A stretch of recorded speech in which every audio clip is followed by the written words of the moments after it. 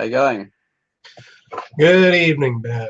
Um, my name's Tom, if it's not obvious from my username. Yep. Um, Yeah, Ben. the, Sorry for being late. Sorry for being late, by the way. Just for context, I'm dreadfully late, and thanks for Tom for coming back to the computer. yeah, well, I mean, daylight savings time is one of the dumbest things we do here in the States, so don't beat yourself up too much on that. Want to remind the viewers about the format here because there was some Yeah. confusion in the voting. A Steelman tournament. Yeah. Is for each of us to argue each side of the proposition. To start, I'll be agreeing with the proposition employers should not be allowed to drug test for marijuana. Ben will be arguing against it.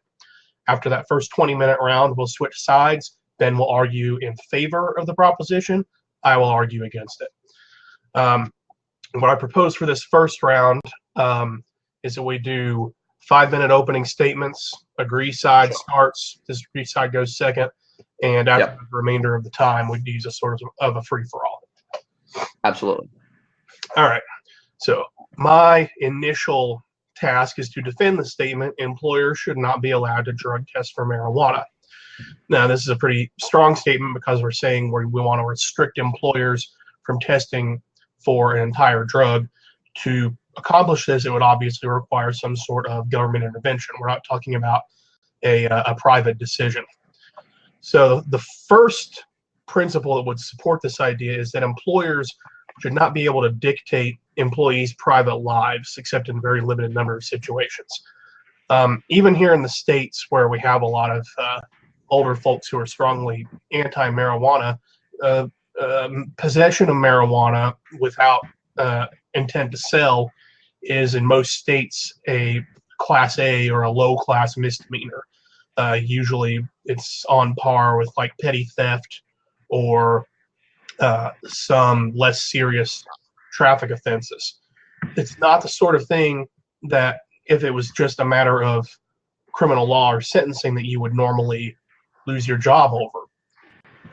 The reason that it gets drug tested for is that it's part of the standard ready cup kind of screening that employers use anyway. But there's a question as to whether there's value in that, because you're talking about a benign substance. Someone's probably not even going to miss work if they get hit for it, unless it's a federal charge or a serious trafficking charge.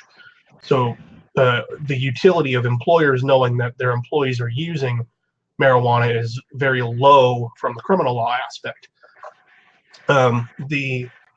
Probably the strongest point that would be in favor of allowing employees to drug test for marijuana is employee impairment. The thing is that the most common tests for marijuana can catch it in one system for up to 2 weeks, and there is no reliable way to differentiate between current usage and prior usage. You can't tell from a drug test whether a person is currently high on marijuana. You can just tell they've used it sometime in the past 2 weeks, sometimes up to a month. Third, attaching employment-related consequences to something that we don't normally even jail people for, something that's a minor fine, would create the social blight of additional unemployment. Well, we already have somewhat of an unemployment problem among our youth in the United States, and the youth are the ones who are more likely to use marijuana. When you have a person who's unemployed, they end up reliant on some aspect of the social safety net. Furthermore, higher unemployment leads to higher crime. People who lose their job over marijuana may, out of desperation, go on to commit more serious crimes. So we not, as a matter of social utility, want employers to be able to foist that burden onto the rest of us just because they have a moral objection to the use of the plant. Fourth, some people would say illegal is illegal is illegal, but legality is a separate issue. Minor crimes are very rarely the basis for punishment by employers unless it's something that shows a breach of fiduciary duty, like theft or like perjury. Marijuana is not that. So, the argument, yes, it is illegal, but you let your employees do all sorts of other illegal things that don't affect their job performance, that don't so much as land them a day in jail, and nobody ever raises a stink about it. So why raise the stink with marijuana? And fifth, and this is probably the strongest point here in the States, more and more states are legalizing the medicinal use of marijuana, despite the fact that it's legal at the federal level. So you may have situations where an employee is forced to defend themselves by revealing otherwise federally protected personal health information to their employer. That's a situation that we don't want to encourage. And for these reasons, employers should not be allowed to drug test for marijuana. And I'll turn the floor over to you. All right, cool. I'm getting a lot of echo from your system. Okay, let me put the headphones on. Yeah, sorry. You've got some great points to do. Do you do much debating outside of this, or are you just kind of with it? Well, I'm an attorney. Oh, okay, cool. All right, excellent. So I take your points. I'm just going to address them one by one. So the first thing you've said is that the employees shouldn't be able to dictate what goes on in your private life. But what I would say here is that I don't think the intention. I mean, for my side of this debate, I don't think the intention is to dictate what's going on in people's private life. It's pretty known and studied that alcohol actually does inhibit your ability to work in, marijuana inhibits your ability to work in certain situations, which is why usually it's not like every single job tends to do marijuana tests. It's usually more highly correlated with, for example, like tradies and stuff like that. And the reason for that is that when you're operating heavy equipment, you do like every bit of risk is a serious liability for a company. Like if that person's driving a train, or they're driving a crane, or if they're driving a piece of heavy machinery, and anything, whether it be marijuana or alcohol, etc., inhibits their ability to work, or it increases the risk factor by which they could have an accident, then absolutely they should have the right to minimize that, because it's not just hurting them, it's also hurting their customers. So a good analogy I would say is, maybe you could, in the next statement, you could do this, is to ask, would you be okay with employees testing for alcohol, given that they have not perfectly analogous, but similar inhibitive effects on your ability to drive, not with everyone, obviously with marijuana, but with a significant amount of the population. The second thing you said is this is going to create unemployment and thus kind of had spill-on effects to, what unemployment does for a population. I would say that this is unlikely. The reason being that because we already have a certain amount of unemployment, and if someone gets fired as a result of this, they will likely just be replaced with another person who was previously unemployed. So what you're doing is you're actually just trading one person on welfare for one, but you're just swapping places, So there's no net loss going on there, unless you can prove that perhaps the effect of losing your job as opposed to never having got a job is somewhat worse. But I don't think there's any specific harm there. So there's no net unemployment rise because somebody else will get that job. The business isn't going to go with less workers just because one failed this test. The third thing you said is that it doesn't hurt the business, and this kind of links to the early thing I was saying. And you mentioned theft, which I think is another good analogy. We would allow employers, it seems pretty sensible to me that you would allow an employer to know before hiring someone if they had a huge long criminal history of theft, right? Because that person, comparative to the other people who's competing for that job, are a greater liability. And so it seems to me that given that, if your pot smoking habit makes you a less effective worker, and there's someone else for the job, then it makes sense that you should give the person who's doing everything they can and is doing the most they can for the business. Thus the business will fulfill its fiduciary duty. It will put the best possible employees in place and allow them to make as much money for the business, serve the customers as best they can.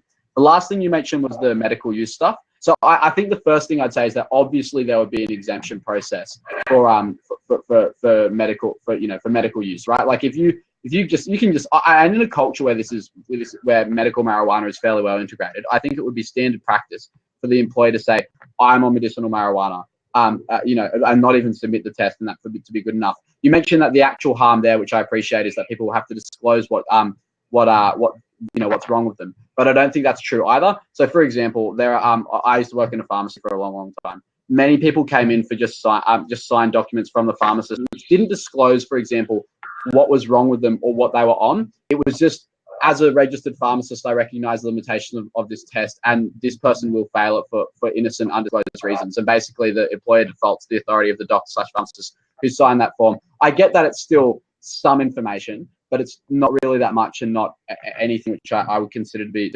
harmful enough comparative to the harms of, say, if you crashed a vehicle because you're under the influence. The main thing I would say, even though it's kind of been said already, in summary for my side of this, for this half of the debate, is just that, like many things, which people already test for, like alcoholism or like any other hard drug, which I assume you wouldn't have a problem people testing for. There are lots of people competing for the same position who could all do, potentially a better job than the other person.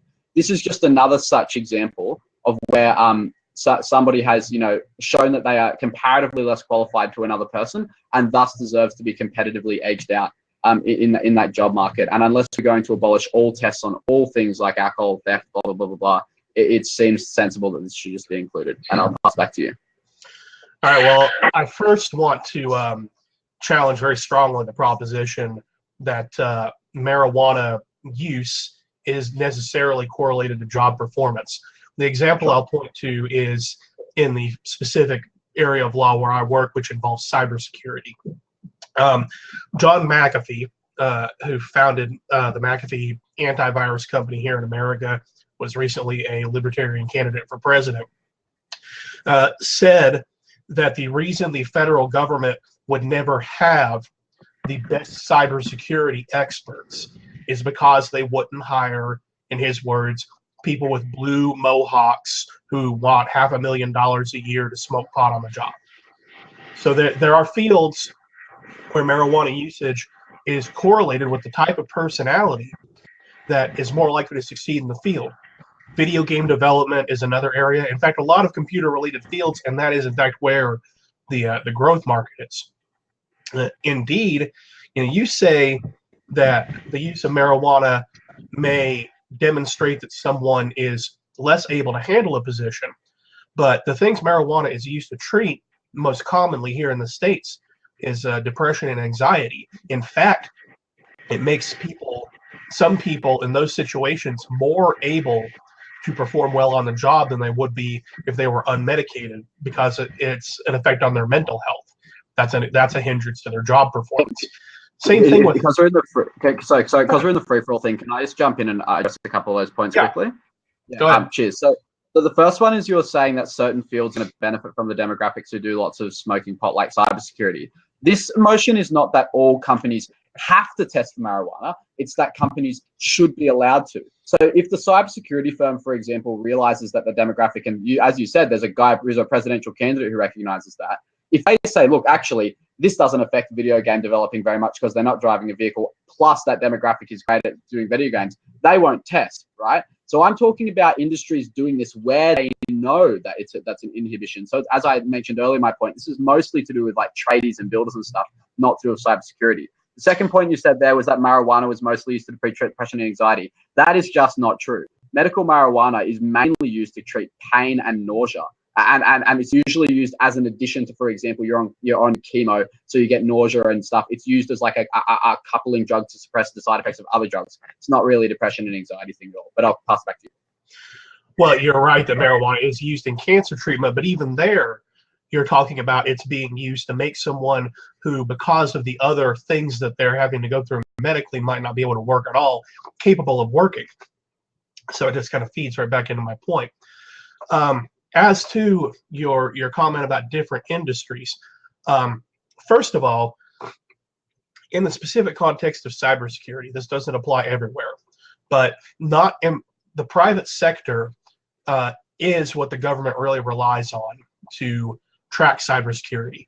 If you don't have institutional strength across the board because you're excluding because any employer in the market, any major employer, is not employing the best people because of reasons that don't really make sense, like marijuana usage, that affects everybody. Now, to your point, you're correct that we can say some employers can or can't test for marijuana, and that's a different proposition. I would say to you, it's a different proposition whether employers should be able to test for marijuana or whether licensing agencies should be able to test for marijuana. The people who operate those heavy machineries typically have a government vehicle license, or if they're in a high fiduciary position, they're under the supervision of a board of professional responsibility. Those organizations could still be allowed to do this testing as a condition of continued licensure. We'd still protect public safety, but we wouldn't have it in the hands of the individual employers who might use it to make arbitrary decisions. Okay, so what I would say here is that employers have a very, very, very strong incentive not to fire the best workers. So I would rather, for example, the cybersecurity employee guy be the person who decides whether or not to test their employees, because they're unlikely to do it arbitrarily. If you put it in the hands of government-regulated licensing agencies, that is where it does get more arbitrary and moralistic, because you have some sort of tough and crime politician who, as part of their platform, says, and I'm going to crack down on all of these, drugged up licensees. As soon as you put it into the hands of licensees which are regulated by government, that's where it gets much more politically charged and arbitrary. Whereas employees have a strong incentive not to fire otherwise productive workers, so they are unlikely to use this as a punitive measure, because it's a pain to just fire people and rehire people for no reason. They're likely to only do this when they suspect that actual work is being stopped. And furthermore, I don't even think that the first port of call for an employer is going to be firing that person. It might be giving them a chance to clean up their habits. So they say, look, I've only did this because I've noticed you're not working as well. Here's what I'm expecting from now on. Whereas a government licensing agency, because of political accountability, has to be far less nuanced, has to be far more kind of like, you've failed the standard, therefore you're out. Whereas the person, if they were given just like a chance, could have corrected that. So I think employers have the incentives and the ability to kind of, in a one-on-one level, negotiate those problems in a far more nuanced way, which isn't as kind of arbitrary I'm sledgehammery, you know what I mean? Whereas the government licensee political incentives always mean they have to be that. And I'll pass back to you. Well, you've got two different kinds of government licensures at issue. What I'm talking about with professional licensures, like for attorneys, for doctors, for accountants, those licensing agencies, those professional responsibility agencies are self-regulating. So if I, as an attorney, had a drug problem, it would be other attorneys determining whether or not that was an actual impairment to my ability to do my job. On the other hand, the people that you're talking about, people who operate heavy machinery, truck drivers, people who any impairment at any time can be a serious public danger, there's good reason to be tough on crime there. There's good reason to use the cudgel. We want to clamp down on those people because for them, impairment is a 100% of the time problem. As far as politics of it, here in the States, we don't have as much that kind of politics in our licensing as we do in our criminal laws, but our experience in the criminal laws as of lately has been that the attitude towards marijuana has been more lax. I don't think that handing this responsibility to the government, who is neutral, versus the employer, who you say there's no incentive that they have an incentive to keep good employees. They also have an incentive to fire employees they just don't like for personal reasons, to retain people that they do. So it's not always going to be a decision that has anything to do with performance. There are going to be arbitrary uses, and that's why it should be left in the hands of neutral government parties as opposed to employers. Okay. So can I just use the rest of the time as a bit of a closing statement? Yeah. Cheers. So look, I think that if it's true that there's an employer who is just out for one of their employees personally, this is not the method. You know what I mean? They can make that person's life miserable in so many ways. They can, make their lunch. They can schedule them to weird shifts. They can cut their hours. Like that. There are lots of things that person can do. So I don't think removing this power is going to remove the power of an employer to bully an employee they don't like. What this is most likely going to be used for is just when an employee is visibly showing signs of not working as well because of this effect. And that is the same for like alcohol or any other drug. The main thing we're now arguing about is who has the best incentives when it comes to regulating this, a licensor or an employer. What I would say is that, first of all, I don't buy that politics is always neutral. I think some politicians are very moralistic, and I think that, riding on licensing provisions is a good way to make them sound tougher in a political arena. The second thing I would say is that licenses don't know the personal circumstances, and you were talking about it's uncomfortable to talk to an employer. It's way more uncomfortable to talk to someone you've never known before and disclose your circumstances. Whereas if you have a rapport with your employer, it allows the employer to take other measures like, having a second shot, like a plan forward where you can explain those nuances, whereas licensing will always be far more sledgehammer.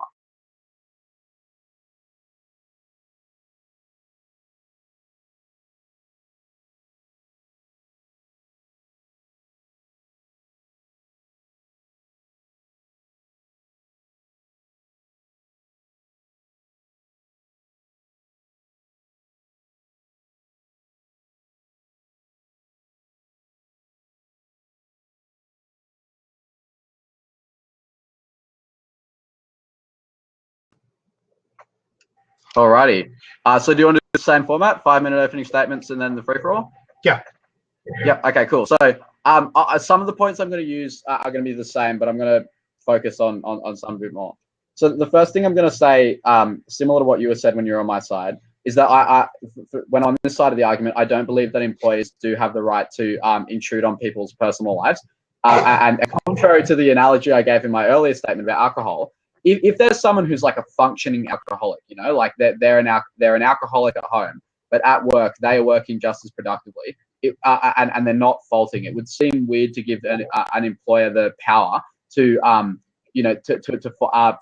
test and fire them, because I think, contrary to what I was saying before, I think some employers are very risk averse, and it doesn't usually happen in the kind of small group employer situations.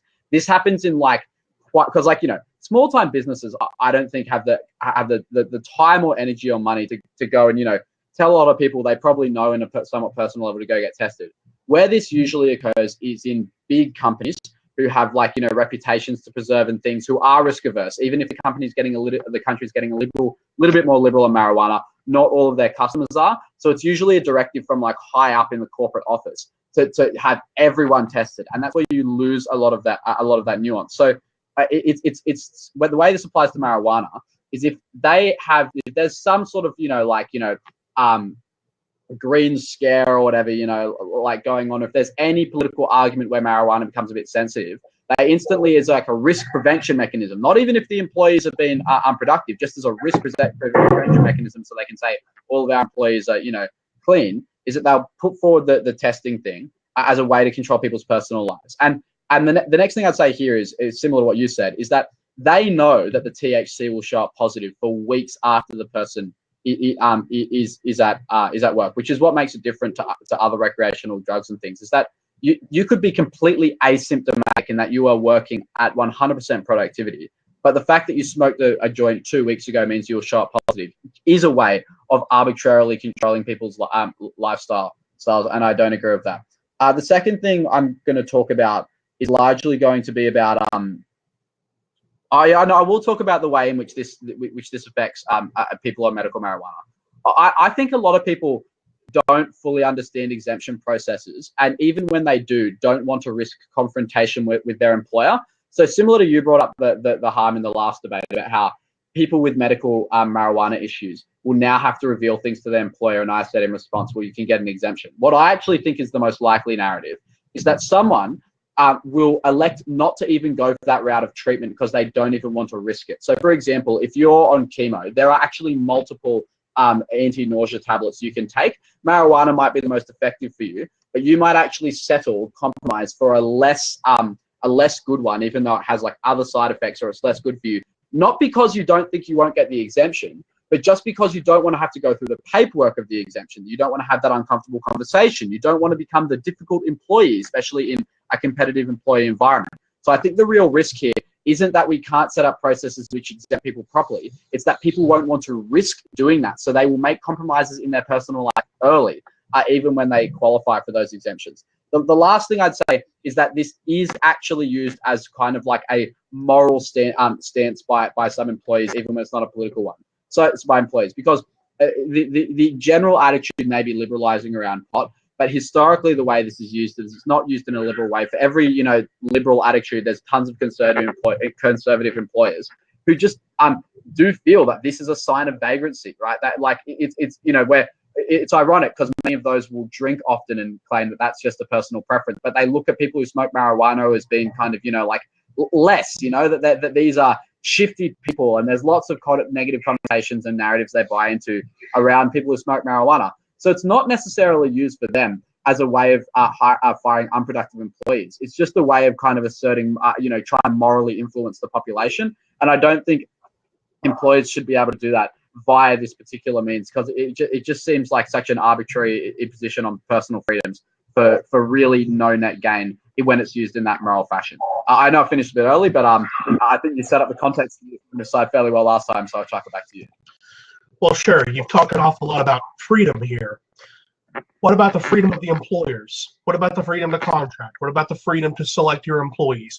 You're talking about a huge interference into the free market when you say employers cannot test for a specific substance that, on to point number 2, is against federal law even to possess. Now, we talk about what's going on at the state levels. That's not even relevant to the conversation, because at any point you could have a president or an attorney general who decides time to crack down on pot, and all of a sudden all of these pot users, whether it's medicinal or not, could face up to 5 years in federal prison. That's not a tenable situation to be in if you're an employer, to have an employee who at any time could be gone for half a decade. And the reason it's still at that level, at the federal level, is that marijuana, despite all the arguments about how benign a substance is, it's still strongly connected to organized crime, especially coming out of Mexico, which is a big part of our border problem here in the United States. Now, we're talking also about a blanket proposition. Really, the opposite of employers should not be allowed to drug test for marijuana is any employer should be able to test for marijuana or not, sometimes for some employees. If there's any situation in which it makes sense for an employer to drug test an employee, then the idea that they should not be allowed to drug test for marijuana is bunkum. You pointed yourself to several examples, operators of heavy machinery, truck drivers. We've talked about certain professionals, but there's a much more basic issue, and that's that a person who is impaired on an illegal substance doesn't have so much as the capacity to contract. So if you've got an employee who has signed an employment agreement or signed off on a set of employee policies, and it was high at the time and can assert that as a defense, you as an employer have no way to hold them to those standards. You could have your intellectual property at risk. You could have violations of your computer security policy that you had no control over because you were hiring people who had no capacity to contract.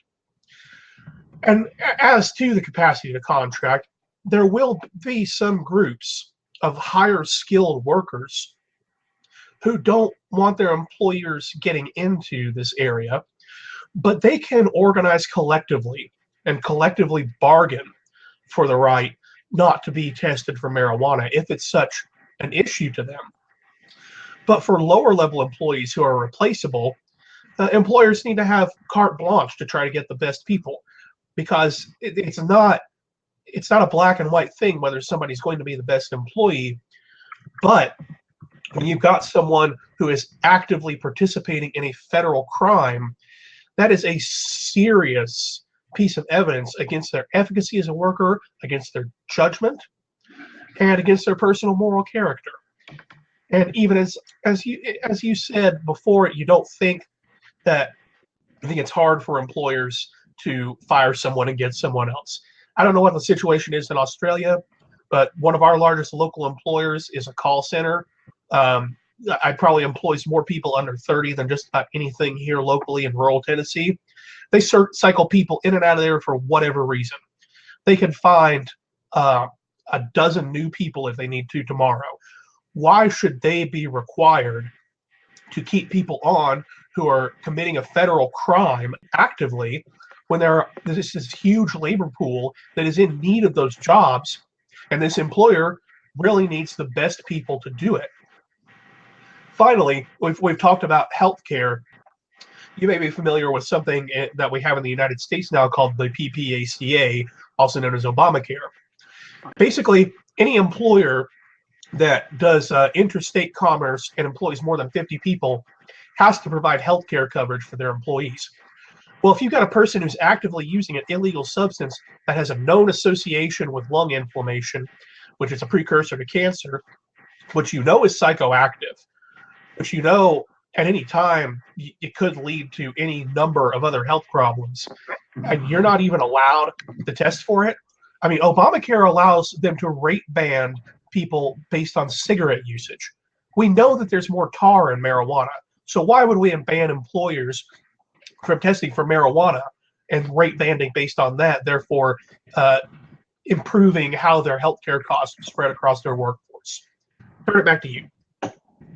All right, cool. So I'm going to just try and address all your points. We had a lot. I love this, to be honest, man. You're a great debater. Okay, so first thing you said is that the employer is breaking the law, hence they are a liability, as in they might go to prison. The first thing I'd say here is this topic does not specify that marijuana is illegal in the countries in which it's happening. I know it's true in the US, but like the US, I think is a bit of an anomaly into how harsh your marijuana drug enforcement is. Like I have friends who have gotten busted before for selling marijuana.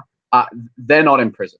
Like, so in most contexts, which is like, I get the US as an anomaly, but in most contexts, that risk doesn't ever accrue. And even in the US, as you alluded to earlier in the first half of the debate, the war on drugs is getting more and more being exposed to have been a politically motivated activity, which is becoming less and less popular, and drug laws are becoming more liberal. Furthermore, there's medical marijuana and stuff like that is going to mean that I think in the future this is going to be less legal. So I get that risk presents if there's a huge a huge jail sentence attached to it, but I don't think that's going to be the case for much longer. Second thing, it's connected to organized crime, i.e. Mexico. That is only true in the United States, not true in many other countries. Second thing, if they show back, okay, so you can't hold them to contract because they were high at the time. In the context you're talking about where it's illegal, I highly doubt that in court, I was breaking the law at the time I signed this contract is going to be a defense anyone would want to use, or one which was particularly persuasive. In the same way in which you can't, for example, say I was drunk, therefore it wasn't rape, I would say that there are kind of like, you probably know the legal terminology better than I do, but just saying that I willingly made myself impaired and then entered something is not a good legal defense, and I don't think it's going to hold up in court very long. Second thing, collective bargaining. Like, if people really want this, they can collectively bargain. If it's, as you said, in the context of people breaking the law, I don't think they're going to be collectively bargaining on like, we are the lawbreakers, investigate us, and we want our rights. They're going, so I don't think that collective bargaining is going to happen. Next thing you'll say, and this is where I think is the debate gets more interesting and less context specific, which was about, does this reflect a poor judgment on their character, or are they a risk in the future? If for the judgment on character, would you allow, for example, employees to monitor people's social media activity and fire them based on that? Because there are many legal things you can do, like binge drink, which are also judgments on your character, like taking really risky activities. That could also make you more likely to die comparative, like extreme sports or something like that, make you more likely to die comparative to other potential employees. And furthermore, for risk, if it is just about risk, what about smoking? Smoking leads to emphysema and things which make you unable to work far more than marijuana is ever likely to make lead to psychosis. So if it's that you are able to fire people based on the future risks they could have for your company, that means you should be able to fire pregnant people because you know they're going to be out for 9 months. That means you should be able to fire smokers. And I don't think you should be able to fire people for that rights. We need to where there's a direct conflict of freedoms between employees and employers, we need to strike a careful balance. And I think in this case, it comes down in favor of the employees. And I'll pass back to you. All right. Well, first of all, as to your argument about United States law versus other nations' laws, in fact, if you just look at the list of world countries where it's still illegal to possess marijuana, that is by far the most common case. It's the case in other developed nations. Japan has much harsher anti-marijuana laws than the United States does. Russia has harsher laws than we do. China has harsher laws than we do. And all of these, pretty much every nation in Africa, every nation in the Middle East. So if we're talking about a global norm, the global norm is that marijuana is still illegal. And that says something about your levity towards the actual harm the drug can cause. Now, you point to cigarettes. I have no problem with an employer firing someone for being a smoker, because my personal job experience has been that smokers, because it's such a frequent addiction, take their smoke breaks and work less than other employees. They stink the place up. They expose people to secondhand smoke. They're public health hazards. Like I said, our own federal law here in the United States allows allows insurance companies to rate band based on three things: age, gender, whether they're a smoker or not. Think about how extreme that is. Now, as to the health consequences of marijuana, it's well known that marijuana has more natural tar in it by far than cigarettes. Tar is, in tobacco, what causes lung inflammation that leads to lung cancer. It's what causes the tongue cancer and the throat cancer. Now, we haven't seen as many cases of cancer related to marijuana yet, or other health consequences like that related to marijuana yet, because we can't, but it's only because we can't identify it epidemiologically. Because we have seen it. The problem is the people who have those health problems smoke both marijuana and cigarettes, and we don't know which one's doing the more damage. Can I just jump in just for 10 seconds here? I'll probably be short. Yeah, it doesn't matter which is more risky between marijuana or smoking, because my premise is that you shouldn't be able to fire for smoking either, or age or gender. And that's because, like, there are lots of things, like what your diet is, like do you know what I mean? Like, there's a spectrum of how risky you are in the future. So at what point do you draw the line? For example, is diet okay to fire someone over because they might get diabetes or something when they're older? Well, before Obamacare came out, employers were starting to, and health insurers were starting to rate band based on people's obesity, and it's actually a logical thing. And I said, look at me, I'd certainly be paying higher premiums, but it's just a reality. But you're such a good lawyer. Like, you're so good at this debate. So why should you be fired? Because your diet is a little bit worse than, say, mine. Well, because I'm probably going to have a heart attack within 5 years and keel over. So what's the point of investing anything into me? I've actually lost a lot of weight lately, but we'll table that. Yeah. But in any event, employers should have broad rights as far as their employees' activities, especially when it can affect their job status. You brought up social media. Oh, are you kidding me? We've got to let employers monitor social media insofar as stuff is public, because that stuff can blow up overnight and cost employers thousands, millions of dollars because their employees said something stupid online. It happens to mom and pop restaurants all the time. Some random waitress goes on a racist tirade on Facebook, and the next thing you know, there's an internet-wide boycott on this mom and pop business. Yeah, okay. So can I jump in on there? So I think the culture which says that employers should be held accountable for the actions of their employees is perpetrated by laws like this.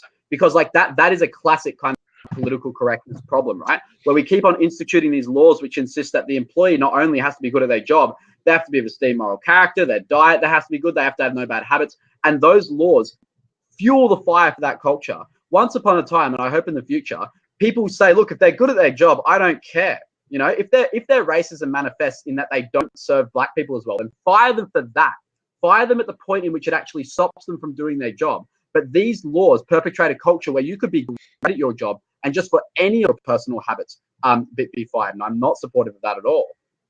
Yeah, but you argued before that supposedly if an employee is good at their job, that these things are going to be tolerated more. But why should an employer be limited to the nebulous concept of job performance, which is nearly impossible to quantify anyway? If you got somebody coming in that just does the same as everyone else right now, or even a little better right now, but you discover that they are on an ongoing basis violating federal law, that they are on an ongoing basis leaving themselves impaired, that they are on an ongoing basis doing something that damages their health, that is something you should be able to take into consideration when making the ongoing employment decision. And I disagree with you that the law has anything to do with it. There is no law in the United States that if you have one racist employee that goes on a tirade that you should be held responsible. It's the social responsibility. Yeah. But this law furthers that culture. But I don't think it does, because even as we have seen marijuana be decriminalized in some states, be accepted for medical use, there is still a large portion of the population, between 40 and 45%, who still view it as an extremely serious offense and a crime that shouldn't be tolerated. So you've got it doesn't even have to be a majority. If you've got even a large portion and loud portion of the population that can react to the fact that you openly employ people who violate federal law, and in that reaction can cost you serious economic harm, you should be able to check for that harm.